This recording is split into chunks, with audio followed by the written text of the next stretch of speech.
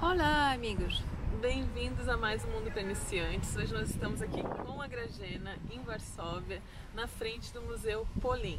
Esse é um museu que conta a história judaica na Polônia. Então, eu não vou mostrar o museu hoje, mas a gente escolheu vir aqui e sentar na cafeteria do museu, que é aqui atrás, porque o tema que a gente vai falar hoje é sobre a história judaica na Polônia e especificamente durante o Levante de Varsóvia, alguma história de como os poloneses lutaram e tiveram atos de heroísmo, de coragem para tentar proteger os amigos, irmãos judeus. Vai ser um tema bastante doloroso, mas nós também temos que tocar nos temas difíceis e também acho que vale a pena vocês visitarem esse museu para conhecer mais, saber mais da história, porque esse museu foi construído em colaboração da comunidade judaica com o governo polonês. Exatamente. E assim, aqui no canal vocês já sabem que esses temas de guerra para mim é difícil, é sofrido, porque é a história da minha própria família envolvida nisso. Vocês sempre perguntam se eu tenho ancestrais judeus. Não, a minha família são poloneses católicos, mas o meu avô teve em campo de concentração, a minha avó foi levada para ser escrava, para trabalhos forçados pelos nazistas, então a minha família sofreu com toda a intensidade os horrores da Segunda Guerra e é um assunto que me dói falar, mas eu sempre faço pelo menos um vídeo quando eu faço uma viagem para qualquer lugar que tenha essa lembrança da guerra, porque também é importante falar. Então a gente está aqui em Varsóvia, impossível não falar, e vocês pediram muito quando eu perguntei que tipo de temas que vocês queriam. Guerra, gueto, Levante de Varsóvia foram pedidos e a gente vai trazer para vocês. Então hoje falando um pouco não só das coisas horríveis que aconteceram, mas também das pessoas que se salvaram e histórias de guerra. Então vai ter várias informações interessantes, mas se esse tipo de assunto é muito pesado para você, se você não se sente bem, tudo bem, cuide da sua saúde mental, vejo você em outro vídeo. Mas se você gosta desse tipo de história e informação, então vem com a gente. E vai ser apresentação tipo pessoal, porque eu também vou contar a história do ponto de vista da minha família que viveu no tempo da Segunda Guerra em Varsóvia.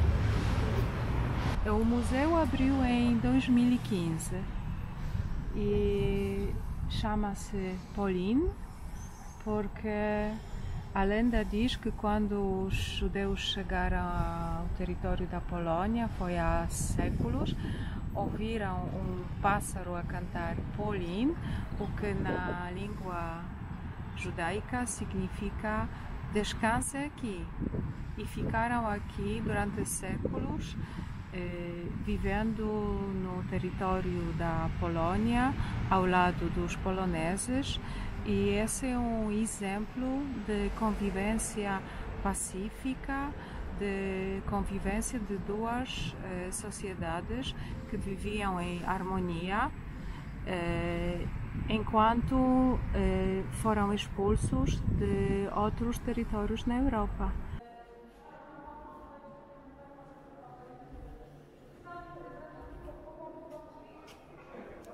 Você quer começar primeiro explicando? Eu fiz uma mistura quando eu falei agora na abertura sobre o Levante de Varsóvia. Na verdade, foram dois levantes que aconteceram. Por favor, Grażyna.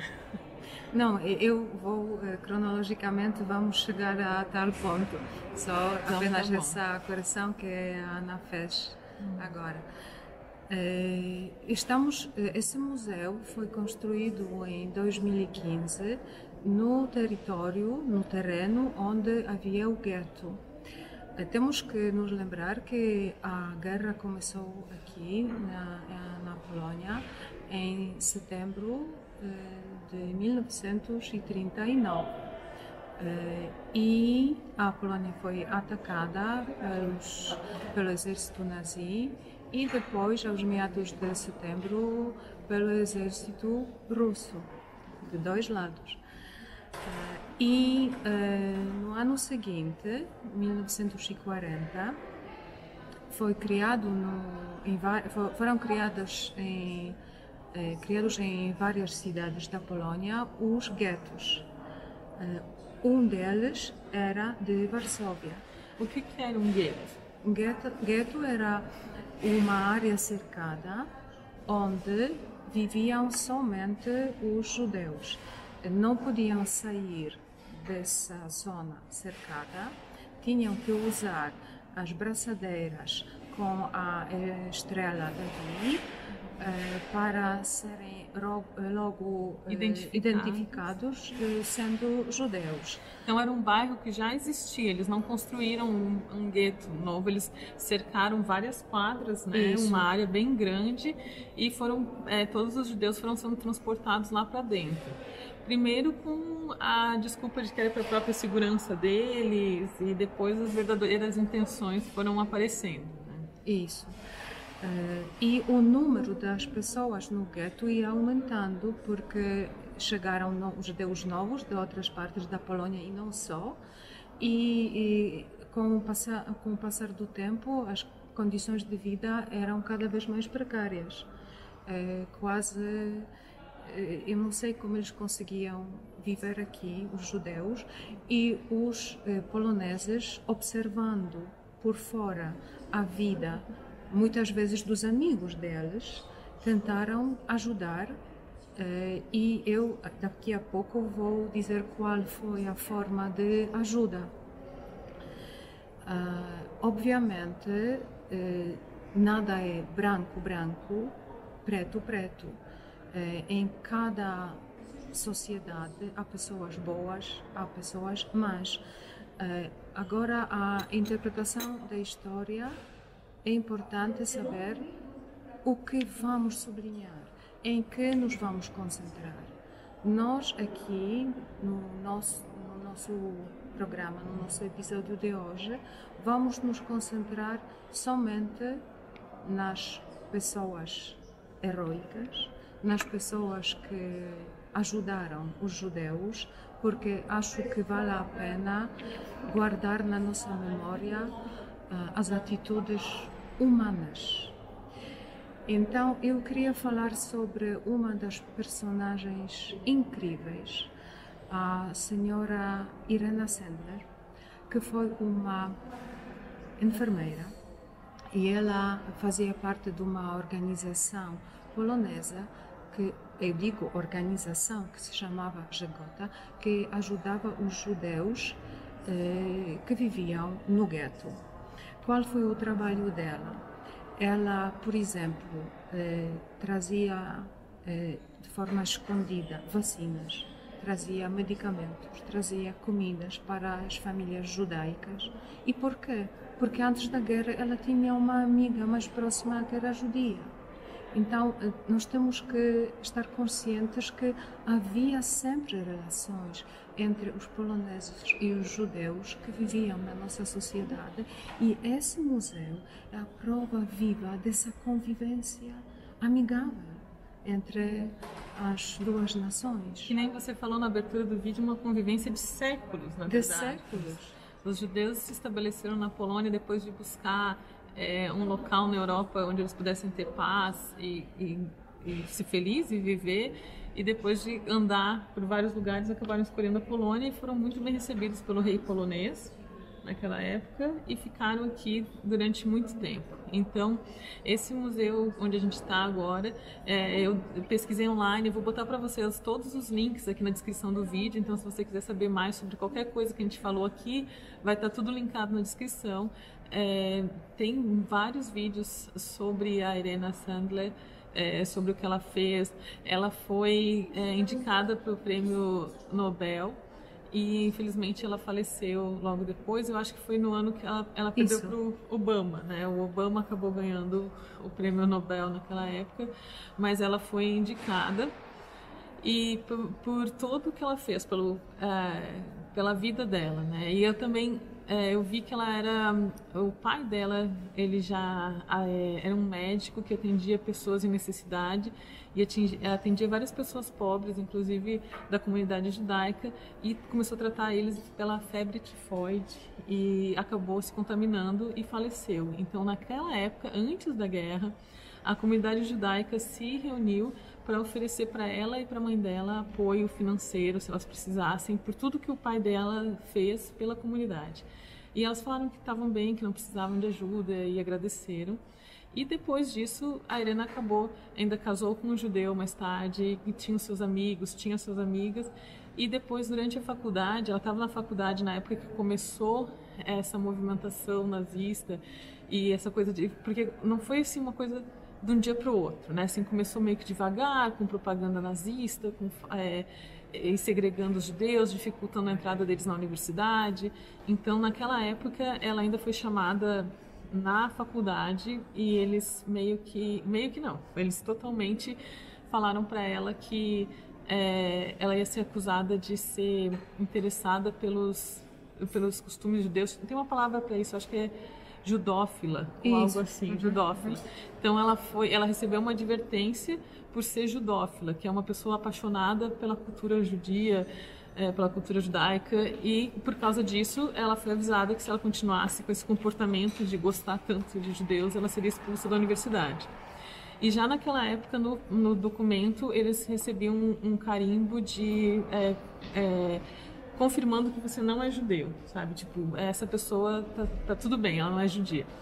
E ela rasurou o carimbo dela, e isso ainda gerou ela problemas com a polícia, porque ela ainda na universidade ela achava aquilo um absurdo, obviamente, e ela ainda rasurou o carimbo, e isso trouxe problemas para ela. Então ela já estava sendo perseguida só por ter amigos judeus, por estar lá, sabe? Não era nem parte da comunidade, mas estava ali convivendo como uma parte, como uma agregada, né?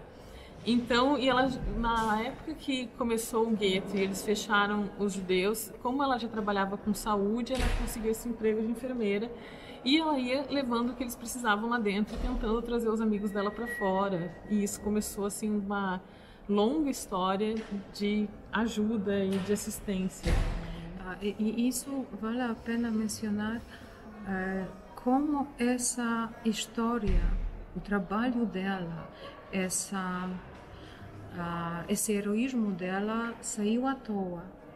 3 estudantes americanas escreveram uma peça, tipo trabalho de casa na escola, intitulada A Vida no Jarro, porque o trabalho da Irene foi concentrar-se na salvação das crianças judias, especialmente as mais pequenas, porque eram mais fácil de ser transportadas de forma quase, digamos, invisível pelos guardas do gueto.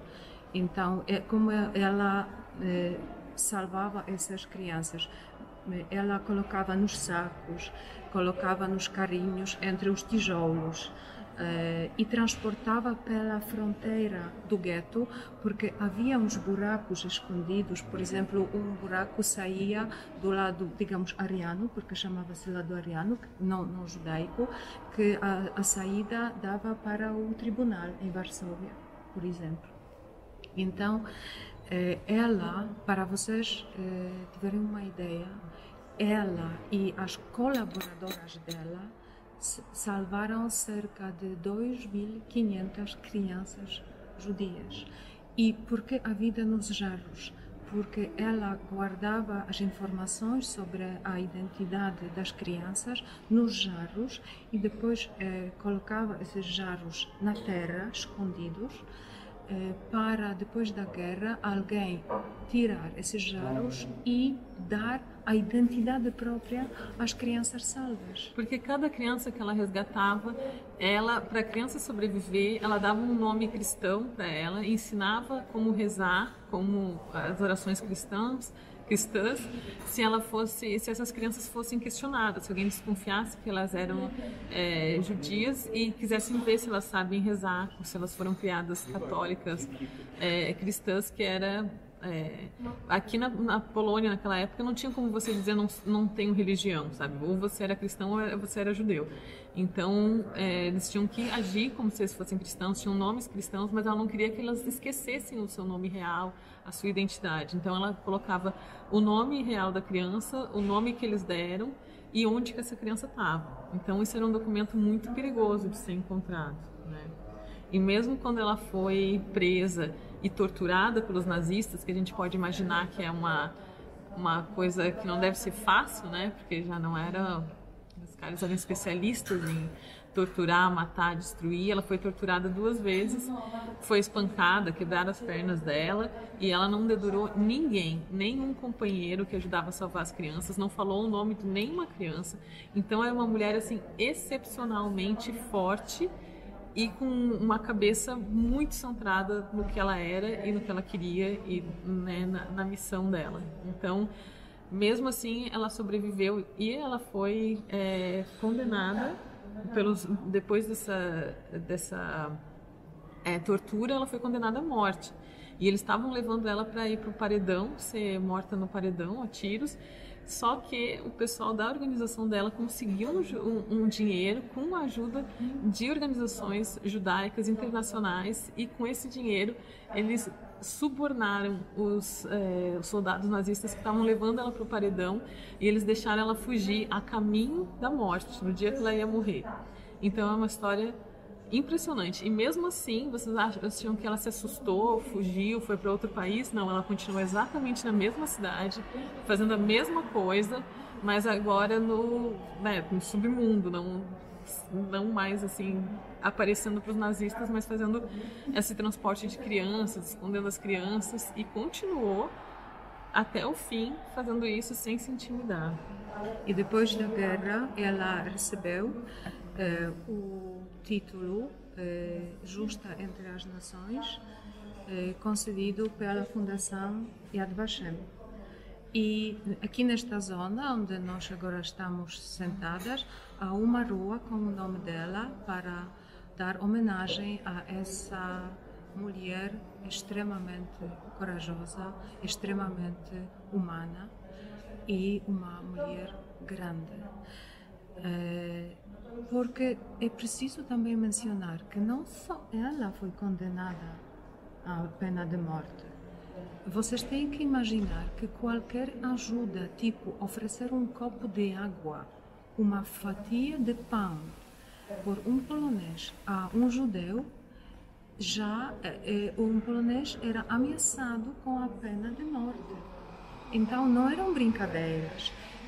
E não há nada de estranhar que alguns ficaram neutros simplesmente por medo, porque eram ameaçados não só eles, mas toda a família da pessoa que se atreveu a oferecer ajuda a um judeu. E mesmo assim, havia muitos que decidiram comportar-se como seres humanos e salvar as pessoas, ajudar as pessoas. Outra pessoa de que acho que devíamos falar, também muito famosa, aliás um casal, é o diretor do Jardim Zoológico de Varsóvia, Sr. Jabinski, e a mulher dele, Antonina. Até hoje, vocês, quando visitarem Varsóvia, quando visitarem o Jardim Zoológico, podem ver a vila dos senhores Jabinski, onde ficou tudo reconstruído, porque eles salvaram muitos judeus que viviam na cave dessa vila. Obviamente, eles se escondiam quando o diretor sabia que ia ser visitado por algum oficial alemão.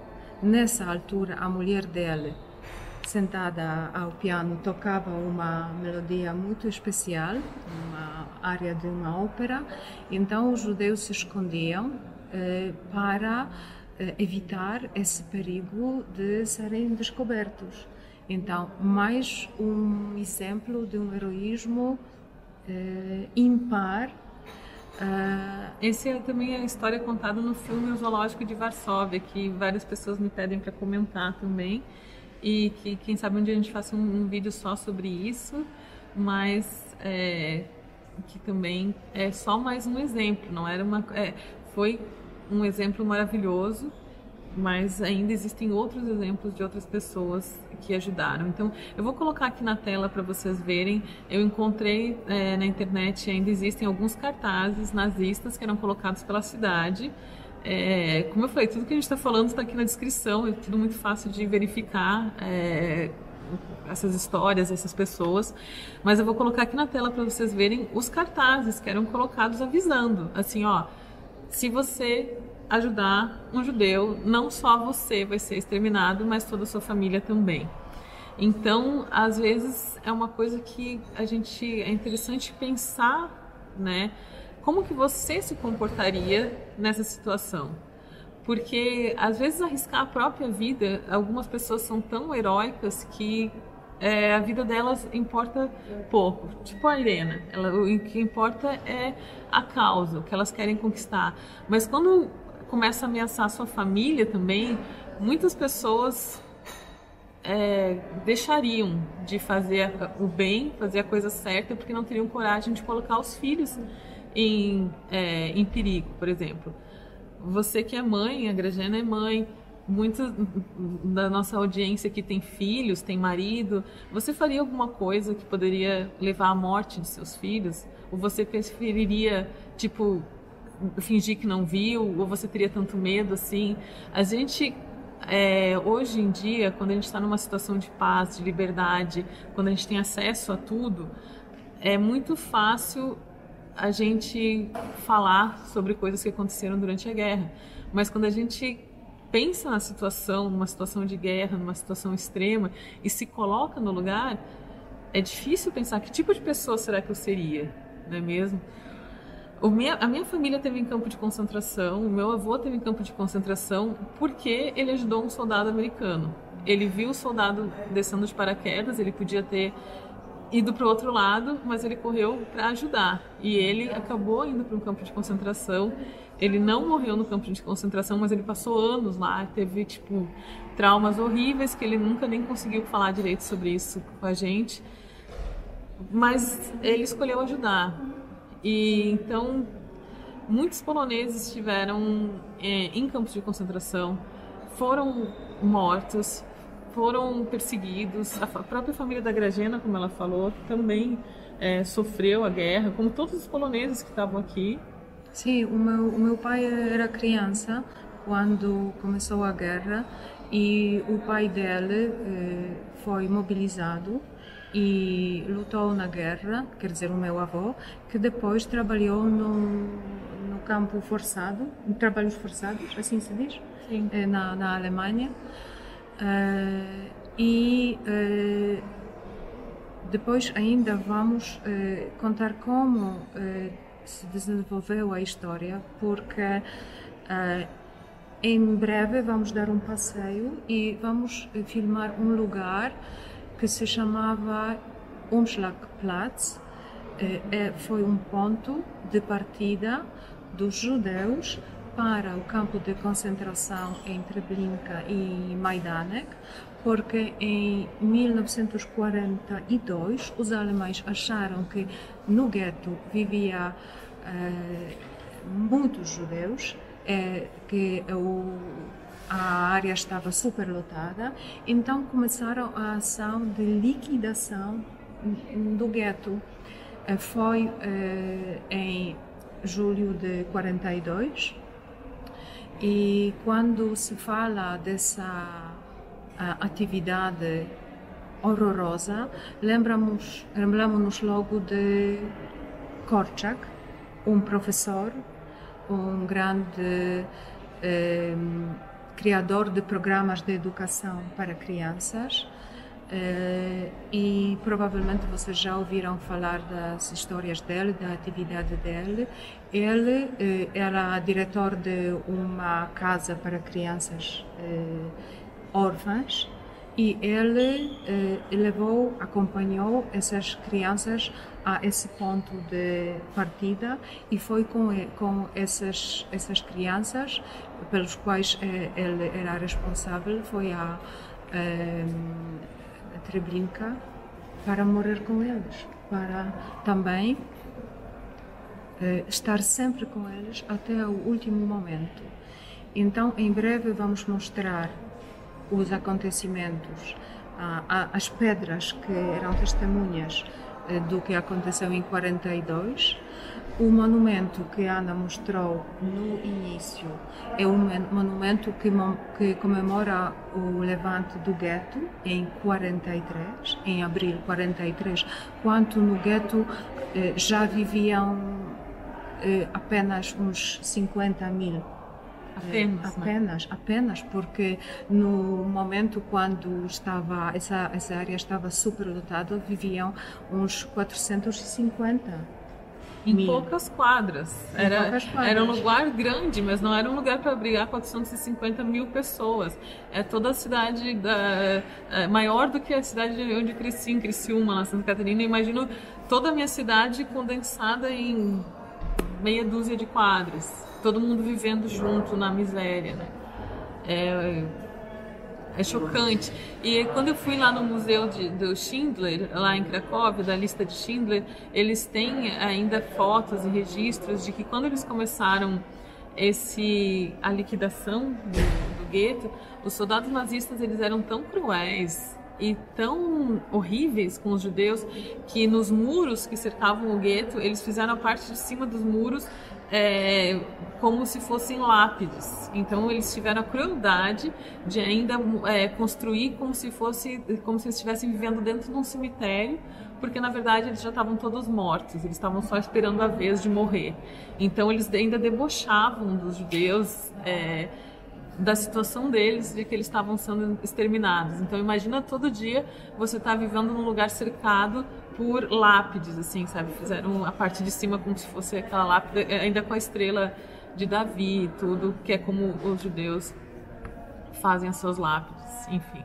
Então tinha isso ainda existe registros, existe fotos disso, e quando um dia você visitar o museu de Schindler lá em Cracóvia, é um dos lugares, eu imagino que tem mais lugares, que eles fizeram uma sala que você tem a sensação de estar dentro do gueto, sabe, com os sons, o chão e esses muros em volta de você, e é uma coisa horrível, opressora, impressionante, que só de estar ali no museu você já se sente assim sem esperança nenhuma de viver, né? Então imagina estar passando isso na vida real.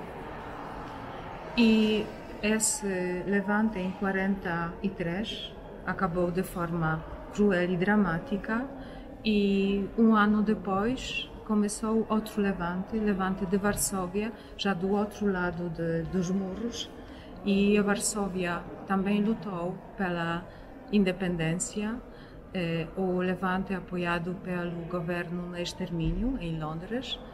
E como é bom sempre falar da história do ponto de vista pessoal, o meu pai ainda continuava criança, vivia em Varsóvia só com a mãe, porque o pai não se sabia onde, na Alemanha. E depois do fim também trágico do levante de Varsóvia, após a luta contínua de 63 dias, literalmente todos os habitantes de Varsóvia foram expulsos. Eles tinham que abandonar a cidade. Só um parêntese, que a Grażyna passou muito rapidamente, mas nem todo mundo sabe quando ela fala do fim trágico, do primeiro levante, do fim trágico, do segundo levante, não é só que eles foram expulsos, né? Ela está passando um pouco essa parte muito dolorida, mas é importante a gente frisar que foi massacre.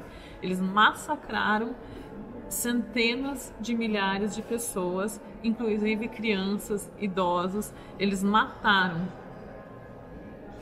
todo mundo, e os que sobraram, aí eles expulsaram. Então não é que o levante acabou com as pessoas sendo expulsas, mas antes disso teve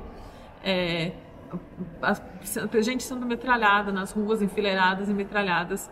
Não importa se estava participando do levante ou não, sendo polonês, foi morto, todo mundo, nesse segundo levante. E os judeus foram massacrados e mortos também no primeiro levante. Então tudo isso, assim, esse final trágico também está tudo linkado aqui embaixo, que a gente não tem nem tempo e nem estômago para entrar nesses detalhes todos, mas você pode, se você não sabe essa parte da história, eu recomendo muito que você se informe, porque é uma parte muito importante que a gente conheça para que nunca se repita. Mas então, passando assim, teve o primeiro levante, massacre, teve o segundo levante, massacre, mas massacre com requintes de crueldade. E aí, então, quem sobrou foi todo mundo expulso. Então, por favor, continue. Todo mundo expulso e toda a cidade virada em escombros, destruída sistematicamente casa por casa, casa por casa.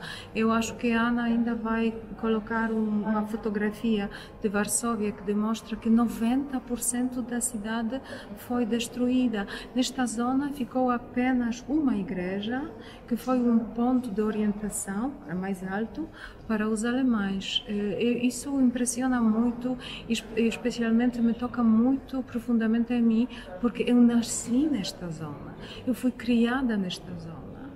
E você estava falando do seu pai também, que naquela época estava aqui, ele foi expulso? Foi expulso com a minha mãe e eles já estavam sendo transportados para a Alemanha, só que o meu pai conseguiu fugir com a minha avó. Esconderam-se num jardim, ficaram deitados o dia inteiro e salvaram-se, graças a Deus.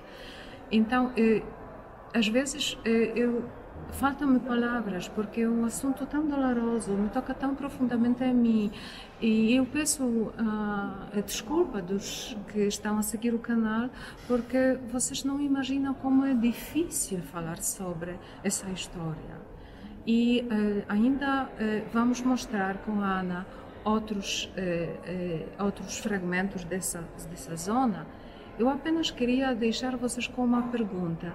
O que vocês acham se um país como a Polônia decide construir um museu, colaborando obviamente com organizações judaicas, com apoio financeiro de outras dessas fundações judaicas, mas se a iniciativa sai do próprio país, foi a iniciativa do nosso presidente de então, de Varsóvia, Lech Kaczyński, que morreu na catástrofe em Smolensk. Vocês acham que o país que faz coisas assim não trata com respeito a história e a história judaica? Sim, a Gratina está falando isso porque tem algumas pessoas que acusam a Polônia disso, né? Se você não sabe, se você não está por dentro disso, às vezes as pessoas acusam a Polônia de não ter o respeito pelos judeus que deveria ou durante o passado. Então, o que a Gratina está falando aqui é que sempre vai ter pessoas de todo tipo. Então, é muito difícil falar, é impossível falar que 100% da população pensa assim ou pensa aquilo, mas o que ela pode garantir para vocês é que a esmagadora maioria não só respeita muito toda a história, não só foi muito impactado e sofreu durante o nazismo profundamente. Eu tento mostrar aqui no meu canal sempre a parte alegre, a parte positiva, a Polônia moderna, a Polônia divertida, a programação cultural e tudo isso que vocês sabem, porque a Polônia não é só guerra, não é só sofrimento, não.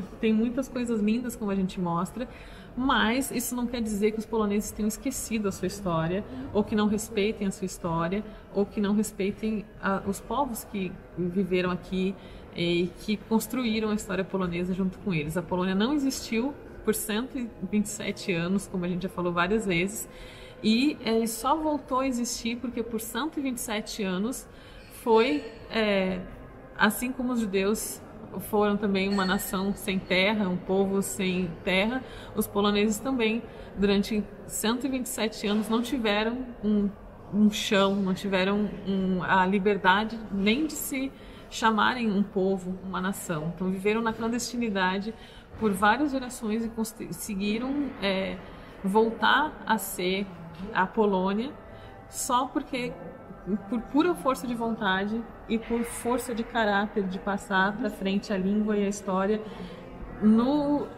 na ilegalidade, né? Na clandestinidade, passando isso adiante até conseguir ter de volta. Então a história do mundo, a história dessa região aqui é muito sofrida, muito dolorida, e a gente respeita muito, e os poloneses aqui também respeitam muito. E como exemplo de convivência pacífica, eu posso dar as visitas das crianças de Israel, que antes da pandemia, obviamente, vinham sempre a Varsóvia a ver essas memórias, a visitar as memórias aqui em Varsóvia e em Cracóvia, e estavam muitas vezes hospedados com as famílias polonesas. Por exemplo, as minhas filhas têm amigos entre os colegas em Israel. Então é isso, gente. Hoje foi... agora a gente vai sair, vai andar um pouco. Isso vai ser um outro vídeo. Vamos fazer vídeos separados, porque esse aqui vai ficar um pouco longo. Mas é importante a gente mencionar esses assuntos. São coisas que... como eu já falei várias vezes nesse vídeo, são muito doloridas, tanto para a Grażyna quanto para mim, porque elas nos afetam pessoalmente, mas que fazem parte da história do mundo. E hoje em dia a gente sabe até que já tem gente maluca o suficiente para dizer que nada disso aconteceu, que tudo isso foi inventado. E daqui a pouco a gente vai morrer, porque eu convivi com pessoas que estiveram em campo de concentração, a Grażyna também, mas daqui a 2 gerações não vai mais ter ninguém que viu com os próprios olhos, ou que as pessoas que estiveram lá dentro já são pouquíssimas que ainda sobrevivem hoje em dia. Então a história precisa ser preservada, porque senão daqui a pouco vão começar a dizer que nada disso aconteceu, que tudo isso foi criado, que é uma história inventada. Então a gente está aqui para preservar a história, não só a história da guerra, mas a história das nossas famílias, o que a gente viveu, o que a gente passou. Esse é um testemunho que é para ficar, e para, se um dia alguém falar que isso não aconteceu, tá aqui nós duas dizendo que aconteceu. E para dar uma alerta gritante. Exatamente, não deixem acontecer de novo isso, jamais. Obrigado, e eu vou deixar linkado o vídeo agora do nosso caminho aqui fora, do nosso passeio aqui, vendo o que restou daquela época. Se você quiser assistir, é só clicar no link que vai estar em algum lugar aqui na tela. Até a próxima. Até a próxima.